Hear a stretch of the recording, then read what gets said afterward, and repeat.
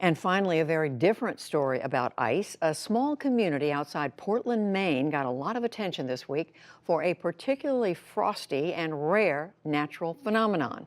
The NewsHour's Julia Griffin, with the help of Maine Public Television, explains. The icy oddity in Westbrook, Maine this week made bystanders stop to take a second look. It wasn't the moon or an alien spacecraft, but a huge circular disk of ice spinning ever so slightly in the Presumpscot River. Residents saw the disk form slowly over the course of a few days. About a week or so ago, I noticed this small round piece of ice, and it would be, swirling counterclockwise just slowly.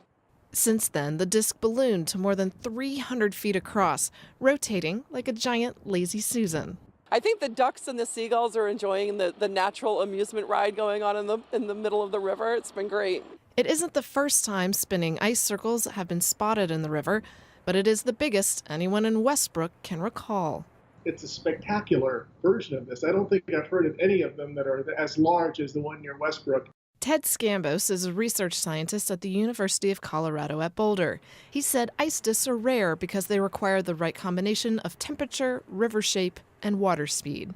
What you need is an area that has freezing conditions, but just barely freezing conditions, and a river with the right kind of bend in it so that you get a large eddy that's almost circular. And in those conditions, small pieces of ice can begin to solidify into a solid plate.